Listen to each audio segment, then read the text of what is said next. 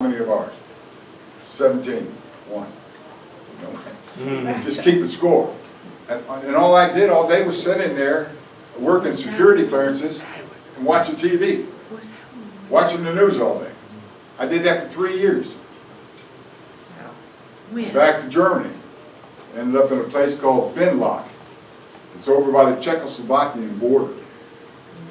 I worked there as Intel, but I was also the community recreation NCO.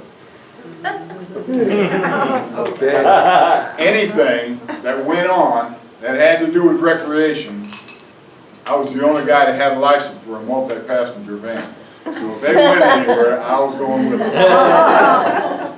So I did everything from cross-country skiing to Boy Scout camps down in Garmisch, to whatever was going on. And the colonel would come up to me and say, when are you going to actually go and do your job? As long as you've got these activities going on, I'm going to keep on doing it. And I did that for 3 years.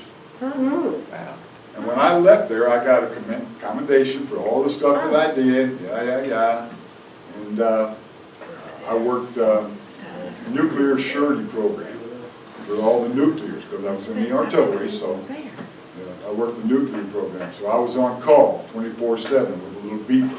This is back in the beeper days. Okay? So I had to have my beeper. And they'd call me up on Christmas Eve. And I'd have to go down and break a secret message. And when you break it, it says, "Have a Merry Christmas." Took me out in the middle of the night, Christmas Eve, to tell everybody Merry Christmas. I left there, I had some issues, but I left there in good standing. I went back to Fort Lewis, Washington. Again, it rains there all the time. It's like anything. It's a steady fog that just stays there, and it's a drizzle. But the temperature averaged right around 55 all the time, so it wasn't bad, and I got to play a lot of golf during the time I was there. 3 years there, and then I got down to the tail end of my career. I was a master sergeant at that point. I had already been a first sergeant for a couple of batteries, and this is when Afghanistan thing kicked off, the 100-day war. So a lot of our people were going over there to supplement what was there already. Again, volunteered, wouldn't let me go. It's more important to train these people than to be over there. So I'm trying to go to war. They won't let me. So now, after I've retired, after 20 years, 15 days, I retired, I can't join the VFW. Because the VFW is veterans of foreign wars. I've never been to one. The best I can do is the American Legion. So I go there for my last 2 years, again, still in the Intel section, as an E8 Master Sergeant. The Operations Sergeant Major decided to retire, and I was the senior E8. So I got moved up into the Operations Sergeant Major for a division, large, big. I sat in the office and just did paperwork all day long. And I had majors, captains, lieutenants. They couldn't go anywhere on vacation without getting my signature on their paperwork. So I reported directly to a lieutenant colonel. He was my boss. And that was probably the best job I had. My last 3 months there, my replacement came in. I didn't do anything. I just wandered around. I played golf. I went bowling. I'd call the first sergeant in the morning and tell him I'm still alive. And he says, okay. And then I'd just go and do whatever I wanted for 3 months in Germany. Now, I don't know if any of you have been to Europe.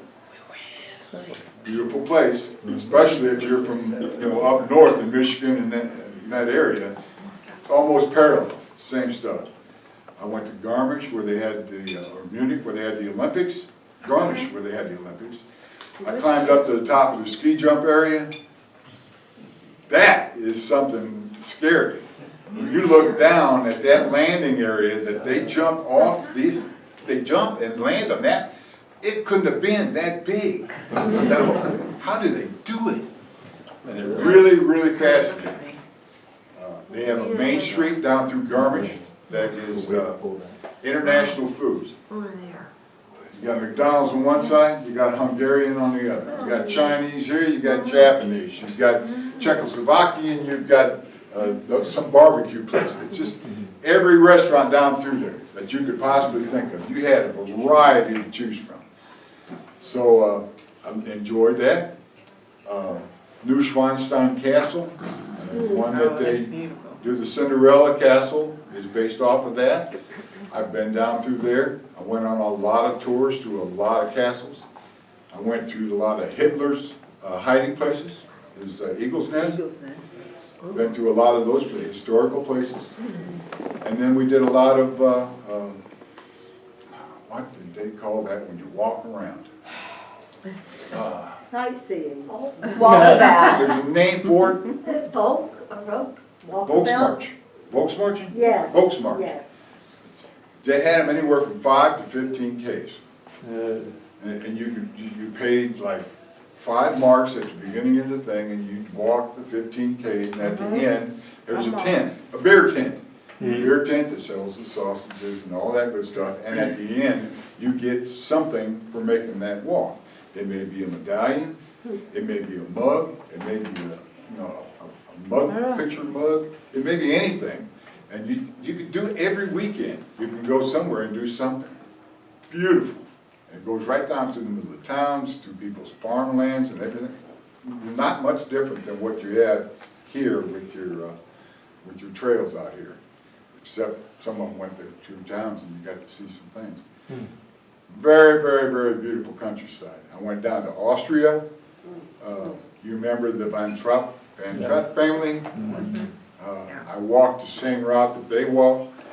I went down to that same cemetery where they hid behind those stones, the headstones. Great, wonderful, beautiful. Okay, so there's my military career. I went from there, I got out, I thought, human resources. Bam, that's where I need to be. I've been first sergeant, I've been in charge of 200 people at one time. I'm an organizer, I can do paperwork. I can't do human resources. Apparently, when I retired down in North Carolina, down in Rutherford County. I was going to get out with my partner and start a surveying business. He retired a year before me, tried to do that, couldn't do that. Got a job as a manager at Broyhill, working the shift, and just forgot all about Russ, who's fixing to head right behind him. And I get back and there's nothing. So now I'm going through factory to factory to factory, trying to get some sort of a supervisory job. Y'all got this good old boy system down here. You ain't in it, you ain't gonna get that job. So I bounced around through about 4 or 5 different jobs. Finally decided I was gonna be a registered nurse. A nurse? What? Registered nurse. So I went to school for a year. You have to average a C in all your classes. I had one class that I had to have an 82 on my final to maintain the C in that particular class. I got an 80. Oh. I went back and I argued all 20 questions, trying to get, just give me those 2. Wouldn't do it. So I got dropped out of nursing school for failure to maintain a C in all of my classes. I had A's and B's in a whole bunch of them. This one particular was a little bit harder. So I waited a year. I was working at a nursing home down in Forest City, down in Rutherford, down in that area. And I figured if I worked there for another year, I'd get back into this class where I left off and pick up this same class and I'll pass it the second time. No slots. Well, I couldn't continue to work there at a nursing home when I've got 3 girls at the house that are going to high school and wanting cars and all that. So I said, well, I got to do something different. So I called up Uncle Sam again. I said, I need to go do some truck driving. Truck driving. We can do that. So they paid me every month. It was like $750 a month. Paid for my school, paid for my training, paid for my physicals, paid for this, paid for that. They paid for everything. And then I got a job, driving a truck. 18 wheelers, coast to coast. I've been in all 48 continental United States. I've been to all of them. Loved it. I love to drive. I just love the scenery. I mean, it's wonderful. There's things that you just wouldn't see unless you were in that truck. Amazing. So I drove for about 7.5 years, mainly for a company down in South Carolina called, It's wonderful. it was, I loved it. I mean, to drive and to listen to the radio and just drive. Yeah. How hard can this work be? What to do. So I just ate it up. 7.5 years of driving, and then I finally got a job as a manager of a terminal down in Florence, South Carolina. Florence. So I was down there for 3.5 years. What years? That would have been '09 through 12, somewhere in there. Hayward. Florence? Florence. And I had I bought a camper. That was my home. I parked it right in front of the terminal. I looked into their electricity. I used their water. All I had was a $200 payment on a trailer. And I just stayed right there, and every Monday morning, about 5 o'clock, I'd leave and drive down to Florence. I'd stay there all week long and leave Friday afternoon at 4:30, and I'd drive back up to the mountains here where Glory was, and then take care of whatever business, grass cutting, doing, whatever, as much as I could all weekend, and then drive back down on Monday morning. I did that for 3.5 years. Then they had a job over in Dalton, Georgia. Same deal, but it's just a little bit farther drive. So I switched over there and tried to help get that place straightened out, and I did that for 3.5 years. Well, about the 3.5 year mark, her dad was in real bad shape. He had congestive heart failure and a bunch of other things going on. It was more than she could handle, and she wanted me to come home. Well, actually, she gave me an ultimatum.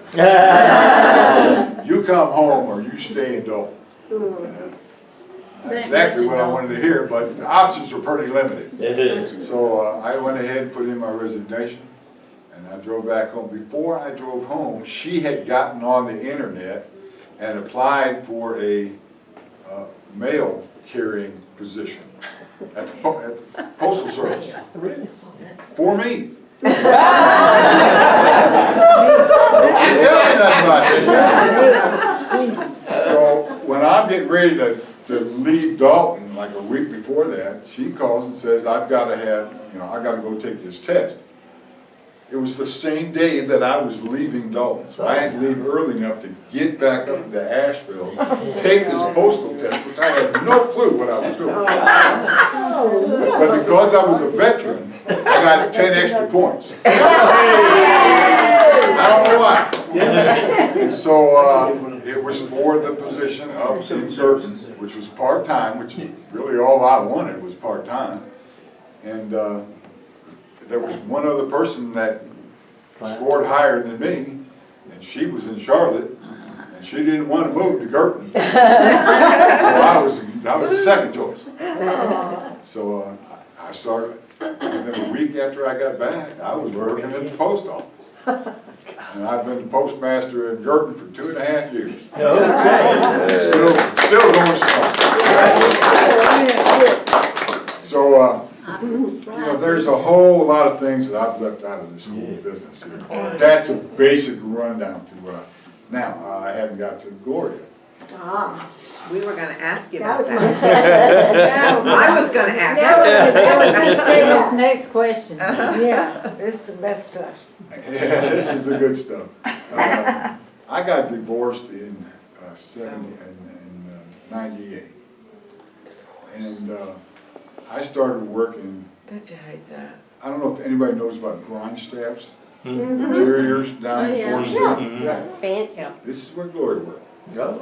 Gloria was the warehouse manager. I came to work as the assistant warehouse manager. Which means she could tell me to do whatever, and I pretty much had to do it. So I worked in the warehouse, I worked delivering furniture, I did all this stuff. The day I met her, I knew this was gonna happen. This was gonna happen. Now, I was talking to you earlier, when I was in high school, back when I was like a sophomore, I had a girlfriend, kinda short, curly red hair. Something about that curly red hair I really liked. So that was my girlfriend then, and when I saw Gloria, I knew that this is the girl that I wanted. I knew it. Day one. Well, she worked in the warehouse for about another year, and we had gotten close. Not that close. We were close. And she went to the store and started working in sales. She's a dolly designer, is what we call it. A dolly designer. She is a designer. She has a degree in interior design. So she went up there to work sales. I moved up to be the warehouse manager.